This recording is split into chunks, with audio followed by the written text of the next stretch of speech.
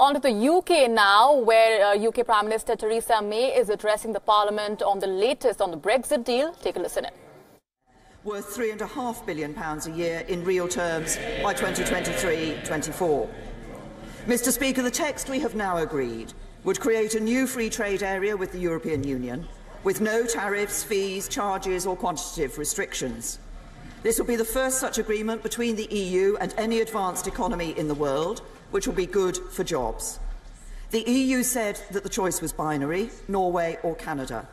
The political declaration recognises that there is a spectrum, with the extent of our commitments taken into account in deciding the level of checks and controls.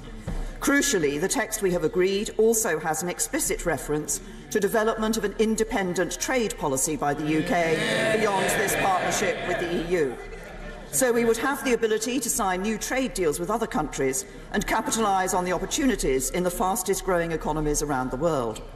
And we will be able to get on with this, negotiating deals during the implementation period and putting them in place immediately afterwards.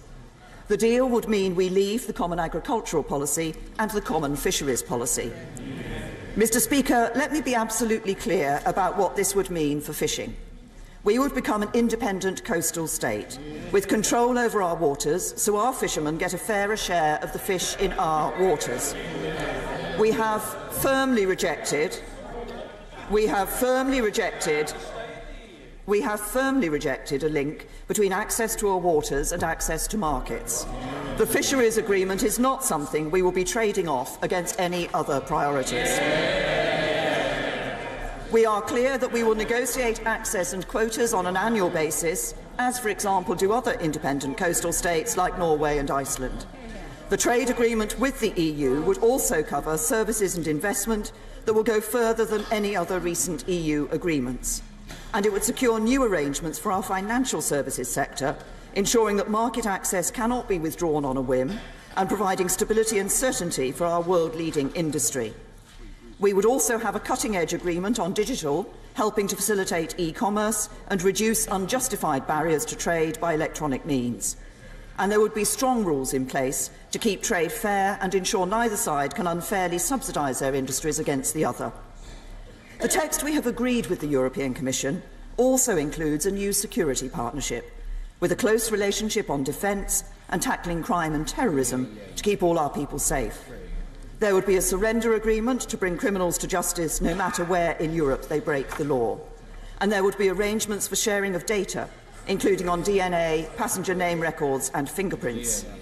The new security partnership would also ensure close cooperation between our police forces and other law enforcement bodies.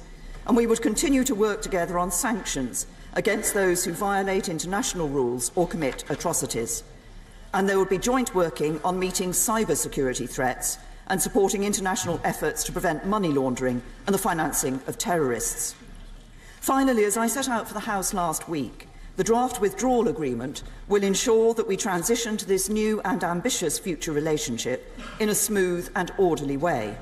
It will deliver a 20-month implementation period so that we have time to put our new future relationship in place and that businesses have time to prepare for it. It will protect the rights of EU citizens living in the UK and UK citizens living in the EU so they can carry on living their lives as before. It will ensure a fair settlement on our financial obligations, less than half what some originally expected. And it will meet our commitment to ensure there is no hard border between Northern Ireland and Ireland and no customs border in the Irish Sea. Mr. Speaker, the text we have agreed is explicit about the determination of both sides to avoid the backstop altogether by getting the future relationship in place on the 1st of January 2021. And in the unlikely event that we ever did need the backstop, to ensure it is quickly superseded either by the future relationship or alternative arrangements. As part of this, there is an explicit commitment to consider facilitative arrangements and technologies which could avoid a hard border on the island of Ireland. And I'm grateful to my right honourable friends, the members for Chingford and Woodford Green and for North Shropshire, for their ideas on this.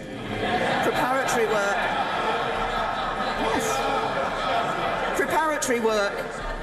work on alternative arrangements to avoid the backstop would begin before we leave, enabling rapid progress after our withdrawal. Mr. Speaker, I want to be very clear about the stage we've reached in these negotiations and the scale of what is now at stake. We have an agreed text between the UK and the European Commission. The text is today being shared with the leaders of the other 27 member states ahead of the Special EU Council on Sunday. The negotiations are now at a critical moment, and all our efforts must be focused on working with our European partners to bring this process to a final conclusion in the interests of all our people. Last night I spoke to Prime Minister Sanchez of Spain.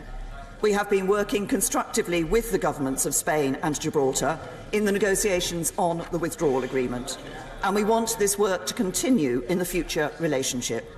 But I was absolutely clear that Gibraltar's British sovereignty will be protected, and that the future relationship we agree must work for the whole UK family. Today I met Chancellor Kurz of Austria, which currently holds the EU's presidency.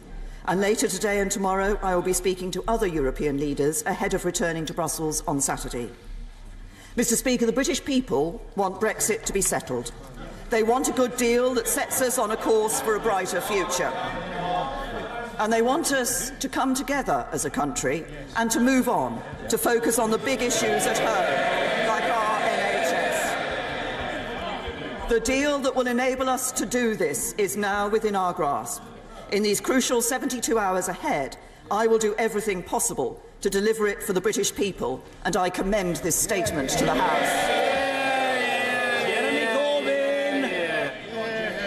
Thank you, Mr. Speaker. I'd like to thank the Prime Minister for the advanced copy of her statement. These 26 pages are a testament to the failure of the Tories' bungled negotiations. 19 extra pages, but nothing has changed.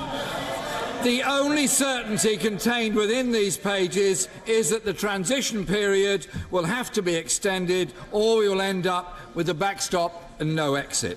It represents the worst of all worlds. No say over the rules that will continue to apply, and no certainty for the future. There is no change to the withdrawal agreement, no unilateral pull-out mechanism, no concessions on the backstop, which would create a new regulatory border down the Irish Sea. Mr. Speaker, did the EU not receive the amendments and improvements promised by the Leader of the House? A little over a year ago, we were confidently told by the government that by the end of the Article 50 period, we would have a trade deal. The International Trade Secretary said it would be the easiest in human history. Instead, we have 26 pages of waffle. This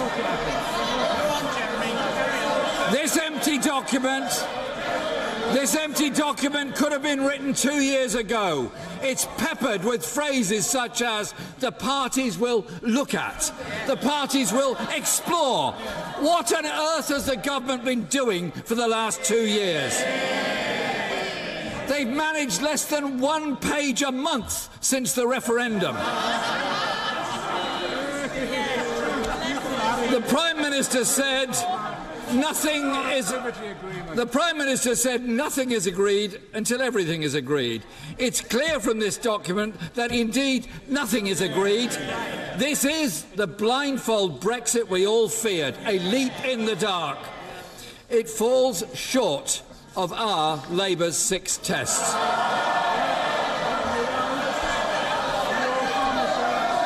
This government could have negotiated a new comprehensive customs union, giving certainty to business and securing manufacturing industry and manufacturing industry jobs. Instead, Mr. Speaker, they're more interested with dog whistling on immigration. I hope. When the Prime Minister delivered her statement, she delivered it to a largely attentive and courteous House. Order. I couldn't care less what somebody largely inaudibly and certainly irrelevantly chunters from a sedentary position. The Prime Minister was heard in courtesy. The Right Honourable Gentleman, the Leader of the Opposition, will likewise be heard in courtesy. If it requires the process to take a bit longer, so be it. If it requires it to take a lot longer, so be it. If it takes several hours, so be it. So give up, be quiet, behave on both sides, and let's hear people speak. Jeremy Corbyn. Thank you, Mr. Speaker. I hope the Prime Minister will abandon the sort of poisonous and divisive rhetoric about EU nationals jumping the queue. European Union nationals have contributed massively to this country across all industry and public services, while it is this government and this Prime Minister as Home Secretary who built a hostile environment for non-EU immigrants. Chequers has been chucked. There is no common rule book and no mention of frictionless trade. Our participation is downgraded in a number of European agencies, or we're out of them in their entirety. After more than 2 years of negotiations, Mr. Speaker, there is no clarity over our status with a range of European-wide agencies. The Erasmus scheme, the Galileo project, Euratom, the European Medicines Agency, the European Chemicals Agency and the European Aviation Safety Industry. Or on none of these do we know our final status. Take, for example, section 107 of the document. It says, and I wish to quote from it, the parties should consider appropriate arrangements for cooperation on space. Well, what a remarkable negotiating achievement that is. After 2 years, they're going to consider appropriate arrangements. Mr. Speaker, this is waffle. The blindfold Brexit of a government that spent more time arguing with itself than negotiating for Britain. On fisheries, the Prime Minister and the Environment Secretary have been saying that Britain will leave the common fisheries policy and become an independent coastal nation. Yet, this agreement sets an aspiration to establish a new fisheries agreement on access to waters and quota shares by summer 2020. That sounds to me like we're replacing membership of the common fisheries policy with a new common fisheries policy. It's clear, absolutely clear, that during what will now inevitably be an extended transition period, there will be no control of our money, our laws and our borders, or indeed of fishing stocks for a very long time to come. The Prime Minister stood on the steps of Downing Street and said a deal had been agreed between the UK and the European Commission, and it was now up to the EU 27. Until this Parliament has debated and voted, there is no UK agreement. This half-baked deal is a product of 2 years of botched negotiations in which the Prime Minister's red lines have been torn up, cabinet resignations have been racked up and Chequers has been chucked. This is a vague menu of options, not a plan for the future and not capable of bringing our country together.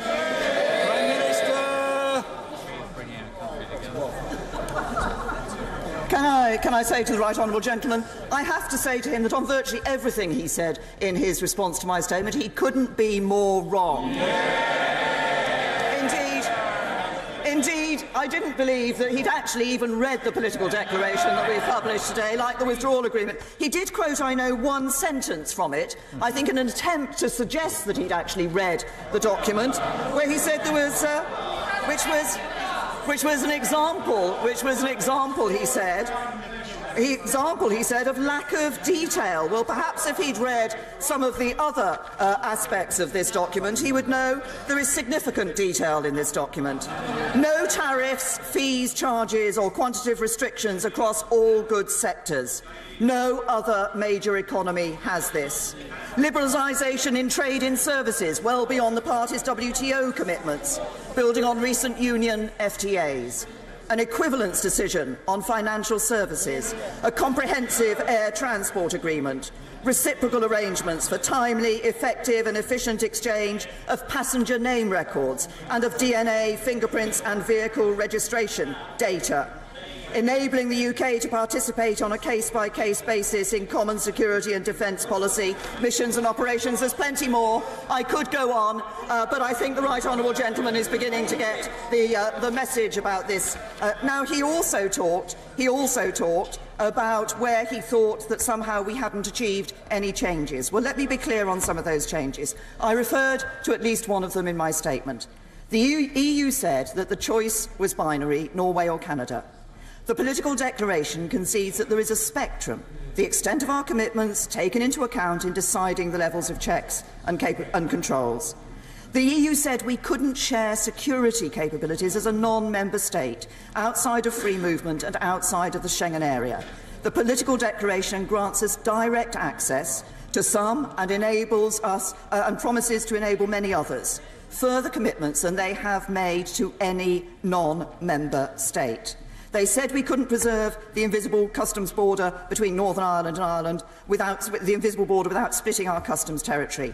The withdrawal agreement maintains the integrity of the UK's customs territory. Again, I could go through some further points. And he talks about the common fisheries policy. Now, this is where I began to think that maybe the right honourable gentleman had read the document but not understood the document or what lies behind it. If we are going to ensure that we are able to continue to have access to the waters of other European member states and European Union member states as we do at the moment, we will need to negotiate, as other non-EU member states do, an annual agreement on access to waters between the UK and the European Union. The point at the moment is that we're not able to do that as an independent coastal state, and in the future we will be able to do that as an independent coastal state. And I also have to say to the right honourable gentleman, what I have been doing throughout this is looking at what the best interests are of the United Kingdom. So let's just go through his other challenge to this, which was the 6 Labour tests on Brexit. Does it ensure a strong and collaborative future relationship with the EU? No. Yes. Does it ensure the fair management of migration in the interests of the economy and communities? Yes. Does it defend rights and protections and prevent a race to the bottom? Yes. Does it protect national security and our capacity to tackle cross-border? Yes, it does. And does it deliver? Does it deliver? Mr. Mahmood, we don't need you gesticulating. You're not a football referee or a lines person. Calm yourself, man. The Prime Minister. UK Prime Minister Theresa May first hailing the EU draft agreement on post-Brexit relations during that address to the UK Parliament. Jeremy Corbyn, though, calling that a half-baked agreement, lashing out at the Prime Minister's negotiations over the last few months. And also, we are looking at the next few hours deciding whether or not the Prime Minister will get that go-ahead from the Parliament. Let's get in further details from our London Bureau Chief, Mandy Clark, who's joining us for more on that. Jeremy Corbyn calls that a half-baked agreement, saying that the pace at which negotiations have been carved out is 1 page per month over the last 2 years. He, of course, is also lashing out at several portions of that agreement. Mandy, is it true that a lot of those parts of that agreement talk about ambiguity in terms of how the government will be looking at or exploring the major differences that still remain to be ironed out with the EU? Yeah, there is quite a bit of ambiguity. There is also more clauses that have been added to clarify certain points. So that backstop, we saw her add that new technologies keep it frictionless.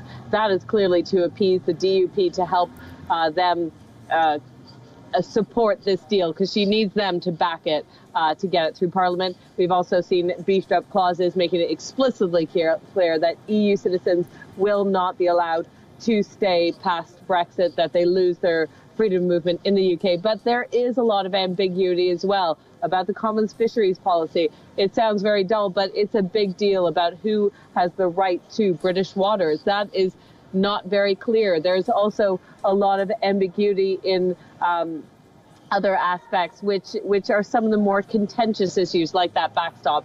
So she's hoping the changes will be enough to get passed through Parliament, but certainly it doesn't seem like Jeremy Corbyn's buying it.